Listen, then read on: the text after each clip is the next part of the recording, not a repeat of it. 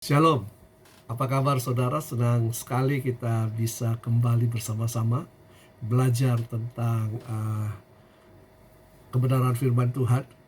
Nah, saya percaya bahwa kita tetap sehat-sehat semua, sukacita di sepanjang sesi-sesi yang ada, dan tetap mengikutinya dengan tekun.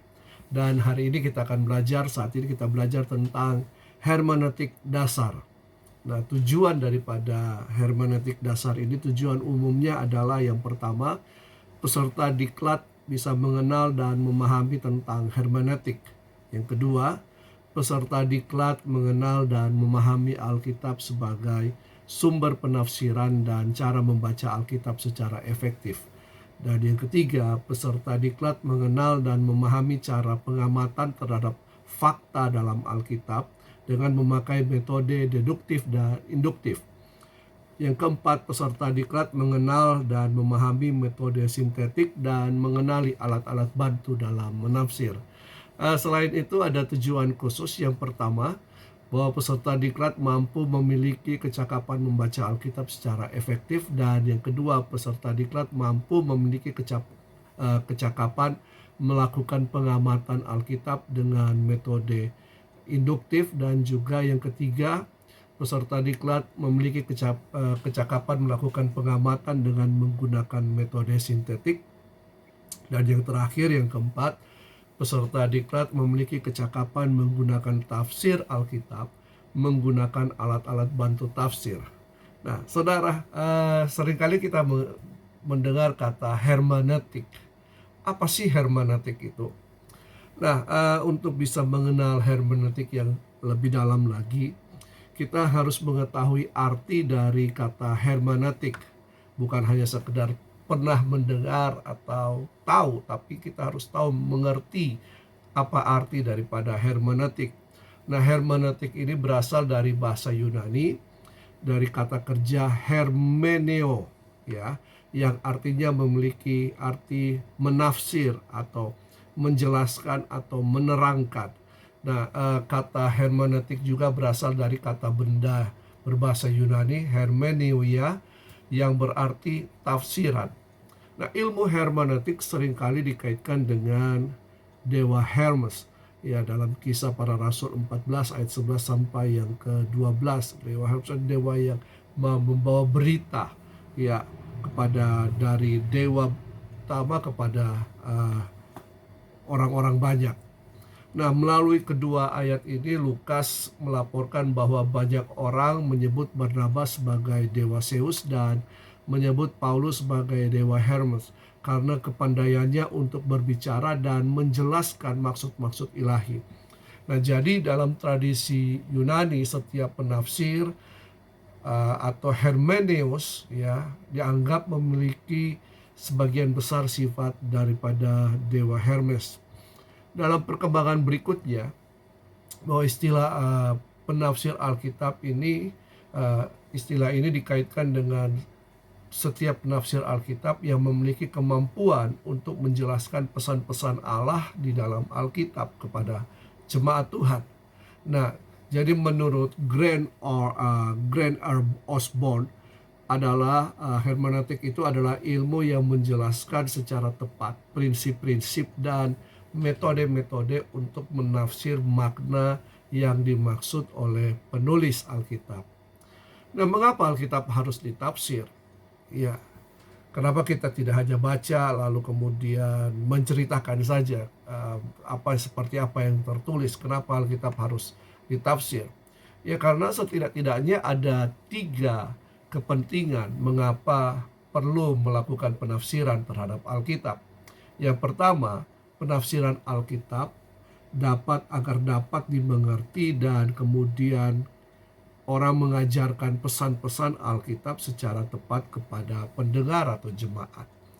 Nah, kepentingan yang kedua, bahwa pesan-pesan Alkitab itu bukan hanya untuk dimengerti atau diajarkan, melainkan secara tepat, tetapi tanpa penafsiran kita tidak dapat mengerti pesan-pesan Alkitab secara tepat. Tanpa mengerti pesan-pesan yang tepat, kita tidak dapat mengajarkannya. Tanpa pengajaran kita tidak dapat mempraktekkan pesan-pesan ilahi dengan tepat. Ya, yang ketiga, kepentingan yang ketiga, ketepatan penafsiran dengan menemukan pesan-pesan ilahi yang tetap sebagai fondasi untuk mengantisipasi ajaran palsu. Sebab kalau tanpa penafsiran yang tepat, maka orang bisa sembarang saja untuk menafsirkan Alkitab dengan suka-suka hatinya, sesuai dengan kepentingannya untuk mendapatkan keuntungan bagi dirinya. Nah, pengenalan Alkitab sebagai sumber penafsiran. Di poin ini kita akan membahas tentang bagaimana kita harus mengenali hakikat Alkitab, sebagaimana yang Yesus ajarkan. Yesus adalah firman yang kemudian menjelma menjadi manusia dengan memiliki dua hakikat sebagai manusia dan ilahi. Jadi Yesus itu sungguh-sungguh manusia dan juga Yesus sungguh Allah atau ilahi karena sang firman menjadi manusia. Mari kita mengenali masing-masing hakikat tersebut. Nah, yang pertama, Alkitab adalah sebuah buku manusia. Jadi, setiap tulisan di dalam Alkitab, yaitu setiap kata, kalimat, dan kitab ditulis dengan menggunakan bahasa manusia, memiliki arti secara gramatikal termasuk bahasa lambang. Nah, yang kedua, setiap tulisan di dalam Alkitab, si pembaca secara spesifik ya, ditulis oleh seseorang untuk para pendengar atau pembaca secara spesifik, dalam situasi yang spesifik, untuk sebuah tujuan yang spesifik. Misalnya, Injil pertama dalam daftar kanon Alkitab ditulis oleh Matius. Nah, kitab Matius ini menuliskan kitab atau suratnya yang ditujukan kepada para pembaca, yaitu orang Kristen. Orang Kristen yang mana? Orang Kristen Yahudi, dan dengan situasi yang terjepit karena ditekan dan ditindak oleh rekan sebangsanya. Nah, dan maksud Matius adalah untuk meneguhkan iman mereka yang mempercayai bahwa Yesus adalah Mesias, anak Daud, anak Abraham, sesuai dengan ayat pertama dalam kitab Matius pasal yang pertama. Nah, jadi kitab Matius ini ditulis dengan secara spesifik, juga dengan Markus, Lukas, dan Yohanes, dan seterusnya. Nah, kemudian bagian yang ketiga, Alkitab itu dipengaruhi oleh lingkungan budaya asal penulis Alkitab. Misalnya, Injil Matius dipengaruhi oleh budaya Yahudi dan juga sebagian Yunani. Nah, bagian yang keempat, setiap tulisan dalam Alkitab diterima dan dipahami dalam terang konteksnya. Misalnya, Injil Matius harus dipahami dalam konteks komunitas yang tertindas, yang mempercayai Yesus sebagai Mesias yang dijanjikan dalam Perjanjian Lama. Karena mereka mempercayai itu, mereka hidup dalam penindasan, mereka krisis dalam imannya, dan sehingga Matius ingin membuktikan bahwa Yesus itu adalah benar-benar sang Mesias yang dijanjikan. Nah, bagian yang kelima dari poin ini adalah bahwa setiap tulisan dalam Alkitab mempunyai bentuk sastra tersendiri, seperti tulisan Paulus yang memiliki bentuk sastra surat. Nah, dari bagian yang pertama tadi bahwa Alkitab adalah sebuah buku manusia, dan yang kedua, Alkitab adalah sebuah buku ilahi. Bukti, ya, mengapa dikatakan sebuah buku ilahi? Karena Alkitab yang pertama, Alkitab tidak terdapat kesalahan. Kita harus mempercayai bahwa tidak ada kesalahan dalam Alkitab. Ya, mungkin kesalahan penerjemahan ada karena bahasa kita terbatas. Nah, bagian yang kedua, dari bagian yang kedua ini, bagian B, Alkitab memiliki kewibawaan ilahi. Dan bagian C, Alkitab memiliki kesatuan dari Perjanjian Lama dan Perjanjian Baru, dari kitab Kejadian sampai kitab Wahyu. Ini merupakan suatu rangkaian kesatuan dengan satu benang merah yang membicarakan satu berita, yaitu tentang berita Injil, berita Yesus Kristus. Dan bagian yang keempat, Alkitab itu memiliki misteri ilahi sehingga ketika kita menafsirkannya kita harus meminta Roh Kudus juga untuk menolong kita, bukan dengan kekuatan dan kemampuan kita atau pemikiran kita sendiri. Nah, poin yang berikutnya yang akan kita bahas adalah bagaimana mengenali cara membaca Alkitab secara efektif. Nah, yang pertama dari poin ini, ya kita harus membacanya secara sistematis dari Kejadian sampai Wahyu. Bagaimana kita bisa menafsirkan Alkitab kalau kita tidak pernah membaca Alkitab secara sistematis dari Kejadian pasal pertama sampai Wahyu pasal yang terakhir. Harus dibaca berulang-ulang, ya. Dan mengapa kita harus membaca secara sistematis? Karena pernyataan atau revelation ilahi itu dinyatakan secara progresif. Lambat laun penyataan ilahi semakin menjadi jelas dan puncaknya adalah pernyataan ilahi di dalam pribadi Yesus Kristus yang dicatat dalam perjanjian lama, perjanjian Allah. Nah, kerajaan Allah mencapai puncak pernyataan di dalam Yesus yang menjadi raja semesta seperti yang dikatakan dalam kitab Wahyu. Jadi dari penciptaan sampai terakhir bahwa Yesus adalah raja di atas segala raja. Nah, yang kedua, baca Alkitab secara teliti. Jadi tadi membaca Alkitab secara sistematis, tapi juga kita harus membaca Alkitab secara teliti dan dengan rasa penasaran atau rasa keingintahuan apa yang firman Tuhan ingin sampaikan kepada kita. Nah, ketelitian dan rasa penasaran ini menyatakan kehausan kita akan kebenaran firman Tuhan. Marilah kita selalu haus akan kebenaran firman Tuhan sehingga kita terus menggali. Kita harus menggali. Jadi hermeneutik itu kita harus terus menggali sampai kita menemukan sumber air atau kita mendapatkan mutiara-mutiara yang terpendam di dalamnya. Nah, yang ketiga, bacalah Alkitab berulang-ulang untuk menunjukkan rasa dahaga jiwa kita kepada kebenaran. Ketika kita ingin menafsirkan sesuatu, ya saya selalu mengajar kepada mahasiswa saya, baca pasal itu berulang-ulang. Dari cepat, selesai, kemudian dilanjutkan, semakin lama semakin lambat. Sehingga kita bisa menemukan poin-poin, kita bisa menemukan permata-permata di situ. Nah, baca yang keempat, bacalah Alkitab dengan kesungguhan hati. Bagian berikutnya akan kita bahas adalah bagaimana mengenal cara melakukan pengamatan terhadap fakta dalam Alkitab. Ya, Alkitab bukan hanya bicara tentang hal-hal yang ilahi, tapi ada fakta-fakta di dalamnya. Jadi kita harus melakukan pengamatan dengan menggunakan dua metode, yaitu metode deduktif dan metode induktif. Jadi kita harus melakukan pengamatan melalui dua metode ini, deduktif dan induktif. Nah, keduanya ini mempunyai perbedaan yang hakiki.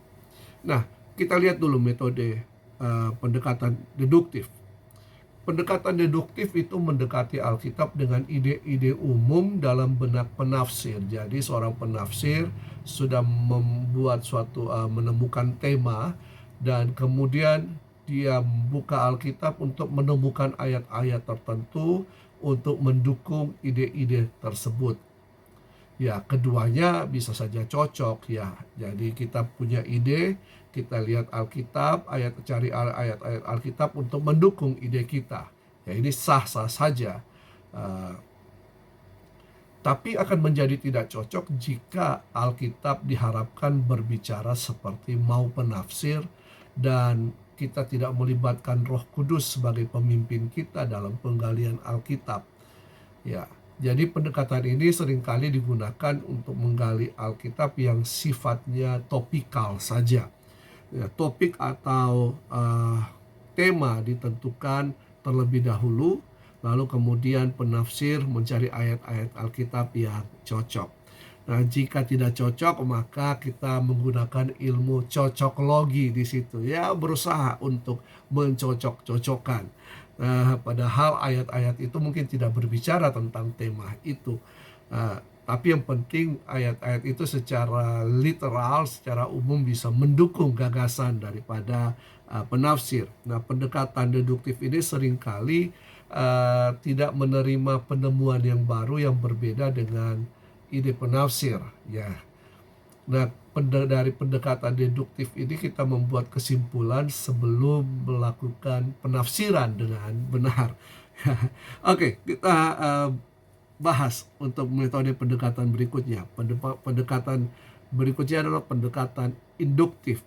Bagaimana kita mendekati Alkitab dengan pertanyaan. Kita menanyakan, ya, apakah yang Alkitab katakan dan bagaimana aplikasinya dalam kehidupan ini. Nah, karena dimulai dengan pendekatan pertanyaan, maka kita akan mulai mengamati Alkitab itu, setiap bagian dalam teks-teks yang akan kita tafsirkan. Nah, jadi tujuan pengamatan adalah mengakui keberadaan teks itu. Jadi ide-ide itu ada di dalam teks itu.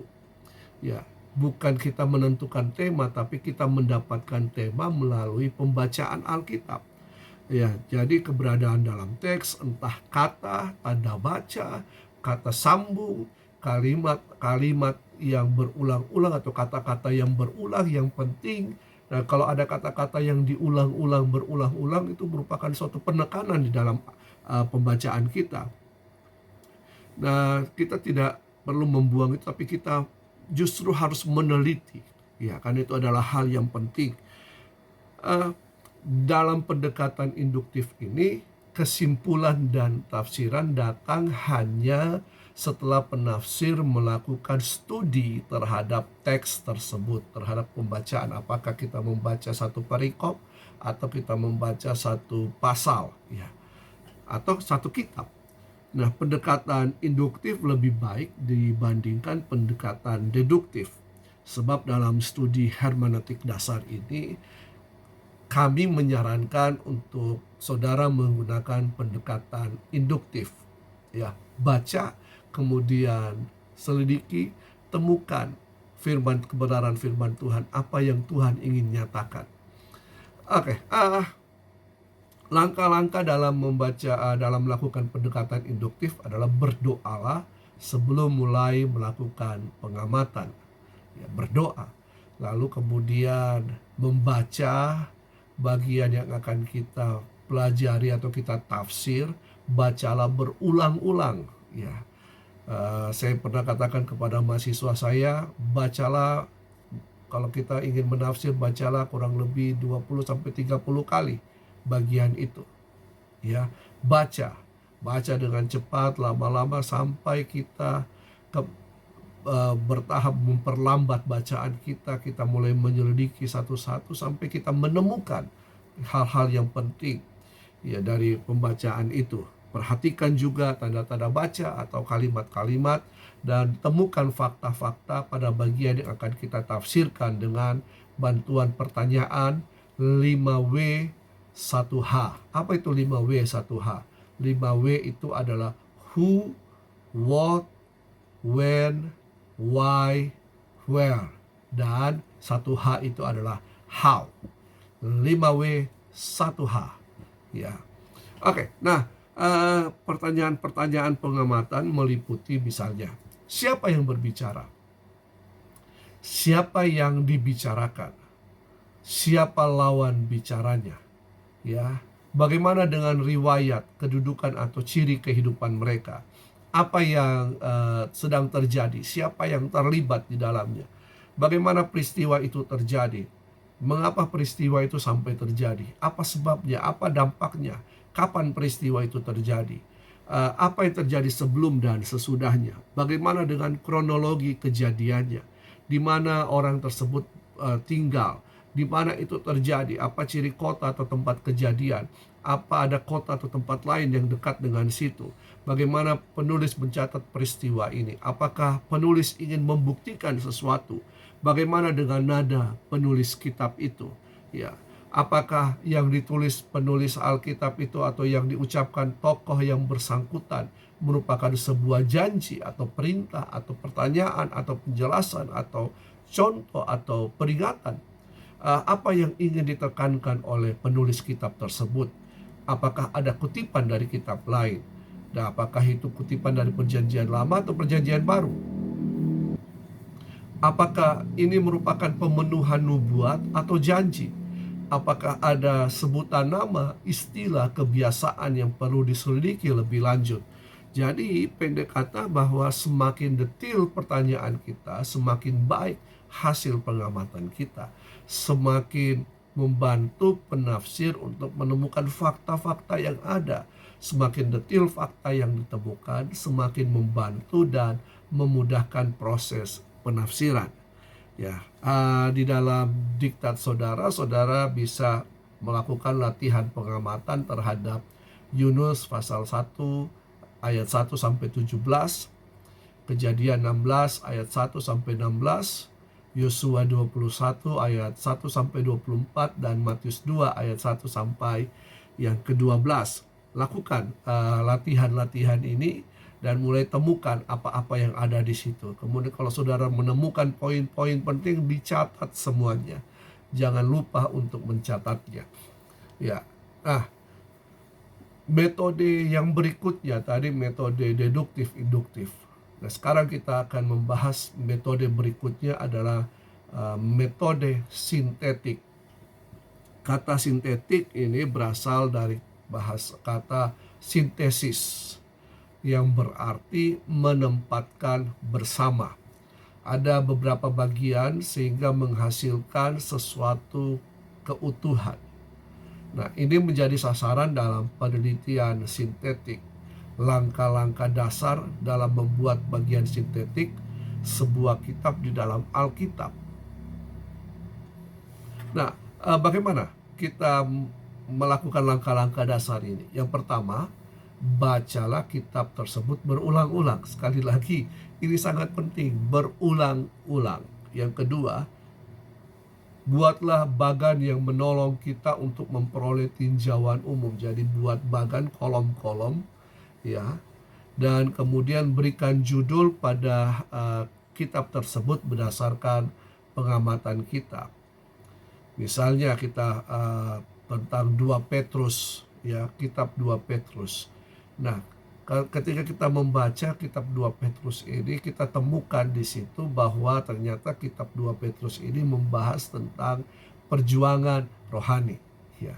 Jadi tulis di atasnya, di atas kolom-kolom itu, bahwa kitab 2 Petrus ini berbicara temanya perjuangan rohani. Kitab 2 Petrus, perjuangan rohani. Ya, poin yang setelah kita memberikan judul pada kitab itu, poin yang keempat, temukan hal-hal yang penting. Nah, setelah kita memberikan judul, ya tadi, nah sekarang langkah berikutnya adalah temukan hal yang paling penting yang dapat memperlihatkan keutuhan kitab. Misalnya, berupa ajaran, atau tokoh, atau waktu, atau bahasa yang digunakan, jenis sastra, tempat atau penulis, dan lain-lain. Jadi di bawah judul tadi, di dalam kolom-kolom itu kita bisa tulis di situ, misalnya ini masa lampau, masa kini, masa depan. Nah, masa lampau ini kita bahas mulai dari kolom pertama, kolom kedua, kolom ketiga, kolom 4, seperti yang ada di dalam diktat saudara, ya. Dari masa lampau ini, di situ ada dari Petrus kepada orang Kristen 1 sampai 3, ayat 1 sampai 3. Kemudian posisi kita di kolom berikutnya, posisi kita dalam Kristus, dan seterusnya. Ya, yang lalu langkah berikutnya, tuliskan dengan jelas, singkat dan sederhana tema-tema dari setiap pasal. Ya, tadi itu pasal 1 itu berbicara tentang pengetahuan tentang keselamatan. Pasal 2 berbicara tentang pencobaan orang Kristen. Pasal 3 berbicara tentang pahala orang Kristen. Lalu setelah kita temukan tema-tema dari setiap pasal, yang keenam berikutnya adalah lengkapi bagan tersebut dengan nama penulis kitab, tanggal penulisan, dan hal-hal lain yang dianggap penting. Jadi saudara bisa lihat misalnya pasal 1 itu berbicara juga tentang kebenaran, pasal 2 berbicara tentang kepalsuan, pasal 3 berbicara tentang akhir dari segalanya. Nah, penulisnya adalah Simon Petrus, tanggal atau tahun sekitar tahun 60 sampai 70 Masehi. Saudara bisa mempelajari itu di halaman 114 dalam diktat saudara, diktat calon pendeta pembantu. Ya. Nah, kemudian coba pelajari pembagian pasal berdasarkan tokoh yang berbicara. Misalnya kitab Habakuk. Saudara juga bisa lihat contohnya di situ di halaman 115, dan saudara bisa melihat di situ ada latihan, buatlah bagian dari kitab Ayub, kitab Mika, dan kitab Matius. Nah, coba kita lihat kembali 2 Petrus tadi, ya, contoh kerangka sebuah kitab dalam 2 Petrus. Nah, jadi judulnya bisa saja di situ kebenaran Allah. Ya, jadi kita bisa mendapatkan tema-tema perjuangan, kebenaran, ya, keutuhan, ya, dan semuanya kita bisa dapat situ. Jadi bagian yang pertama itu berbicara salam, pasal 1 ayat 1. Bagian yang kedua itu berbicara ilmu pengetahuan tentang kebenaran.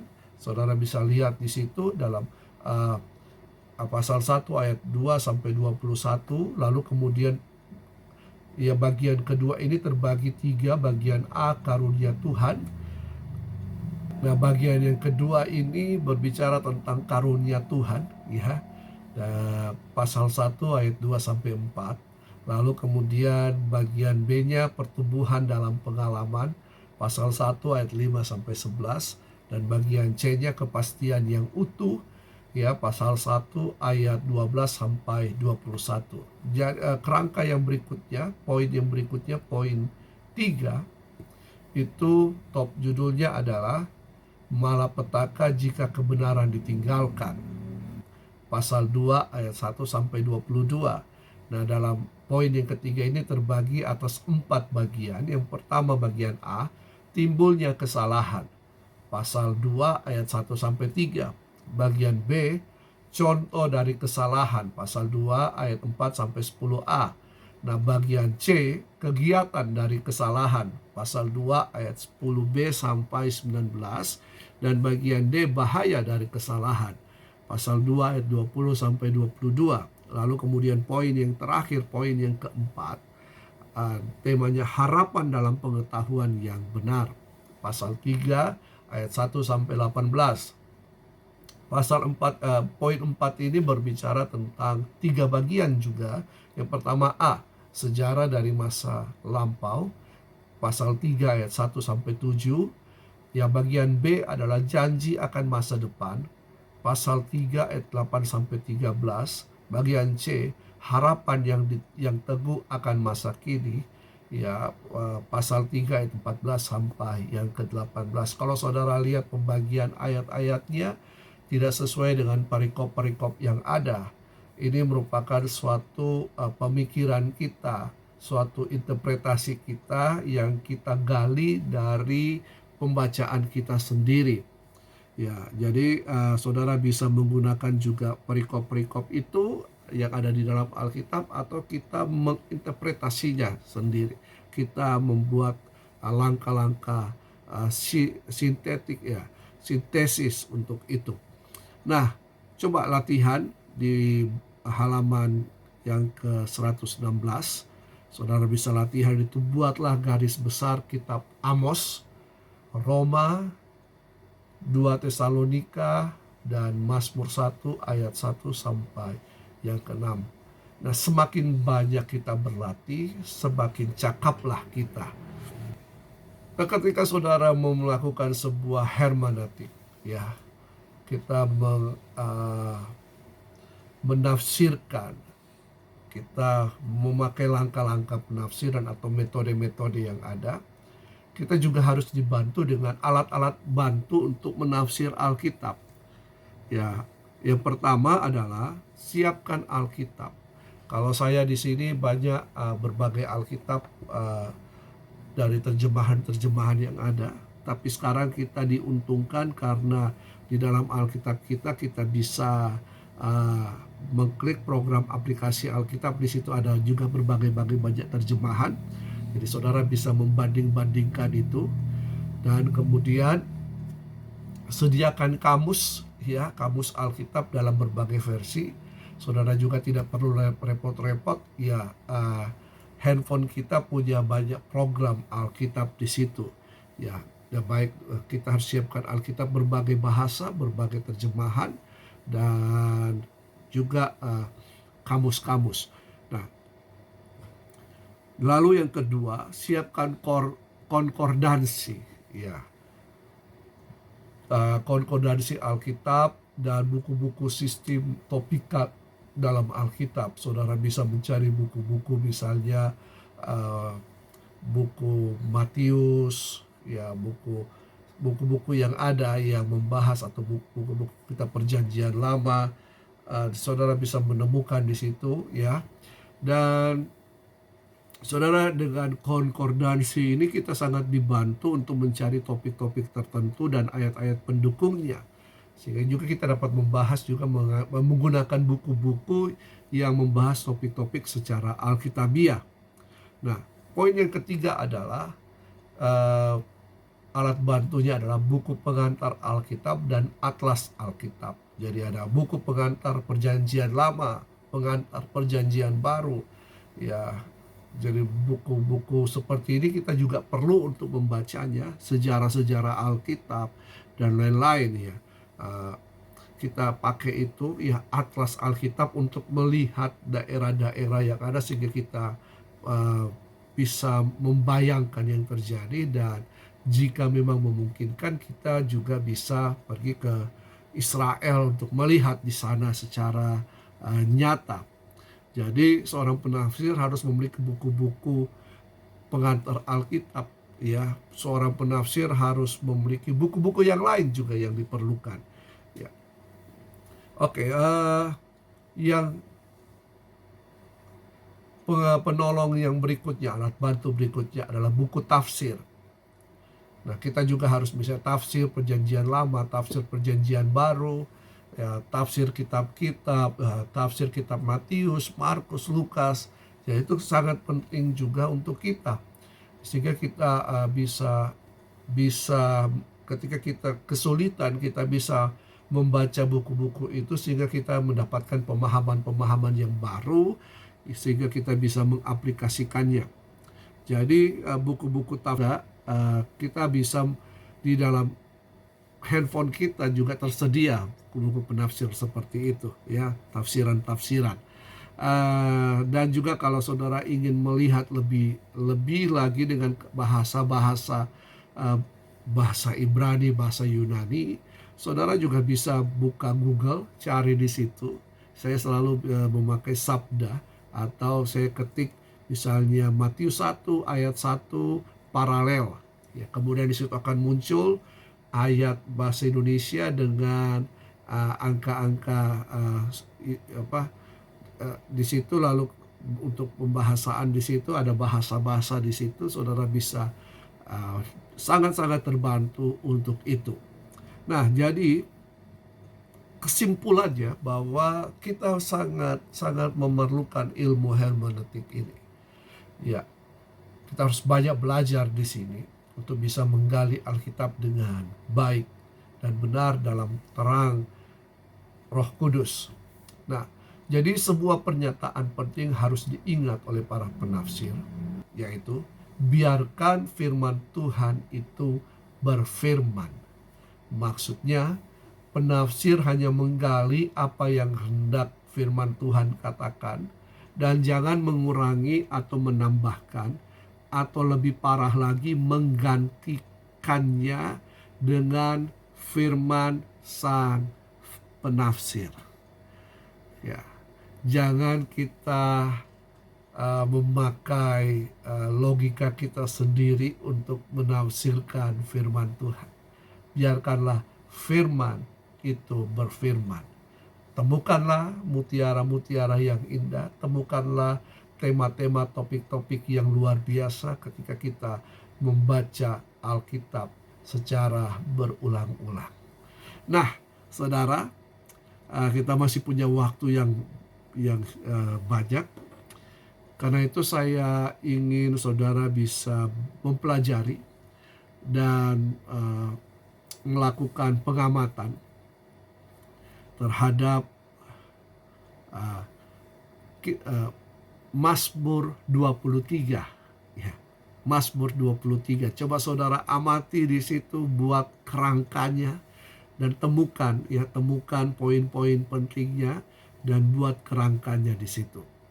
Nah, lalu kemudian saudara bisa bekerja sama, bisa 2 orang, 3 orang bikin kelompok di situ. Ya, jangan lupa baca berulang-ulang. Kalau ada alat-alat bantu, pakai itu juga. Dan kemudian susun kerangkanya, ya seperti 2 Petrus tadi, susun kerangkanya, dan saya percaya bahwa kita akan semakin diperlengkapi oleh Tuhan Yesus. Tuhan Yesus memberkati.